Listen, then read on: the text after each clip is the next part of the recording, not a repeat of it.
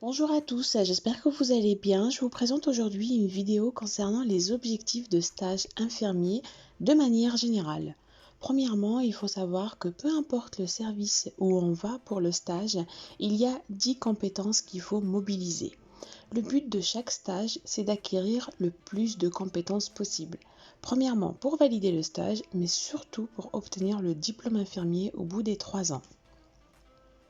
Car comme vous le savez, il faut que toutes les compétences soient acquises au semestre 6 pour pouvoir obtenir son diplôme. Cependant, il faut savoir que lors de votre stage, vous allez essayer d'en valider quelques-uns.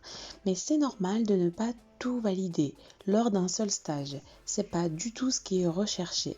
Sauf vers la fin de nos études, ça paraît logique d'être de plus en plus compétent et du coup acquérir plus facilement les compétences. Certaines compétences ne nécessitent pas un lieu ou service spécifique pour les valider. Et au contraire, d'autres ne peuvent être mobilisées que dans certains lieux de stage. C'est pour cela que tous les étudiants ne valident pas tous les compétences au même rythme, puisqu'ils ne vont pas tous dans les mêmes lieux de stage en même temps. C'est justement en fonction de votre acquisition ou non, de votre non-mobilisation d'une ou de plusieurs compétences pendant un stage qu'on vous attribuera le stage suivant.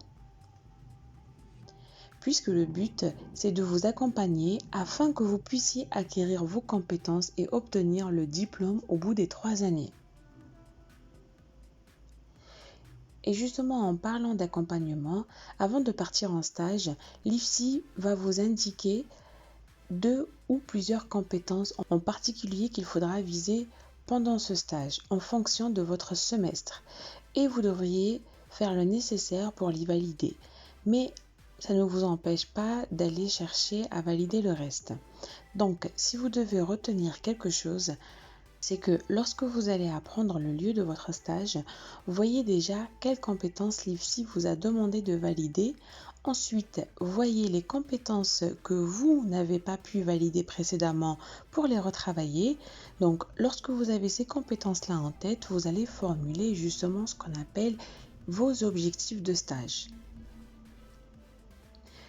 Il y a des objectifs de stage institutionnels. Donc, comme son nom l'indique, c'est l'IFSI qui vous les communique, justement en rapport avec les compétences qu'elle vous demande pour ce stage.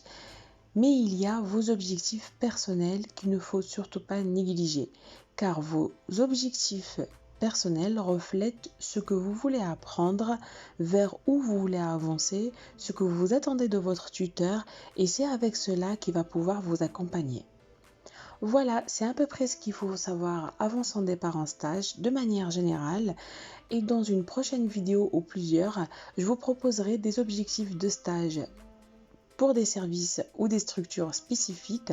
J'espère que cette vidéo vous a plu. Si c'est le cas, n'hésitez pas à me mettre un j'aime. Et si cela vous plaît, abonnez-vous à ma chaîne YouTube et activez la petite cloche afin de me suivre. Il ne me reste plus qu'à vous dire profitez de vos vacances et bonne reprise pour certains et bonne rentrée pour d'autres. À bientôt pour d'autres vidéos.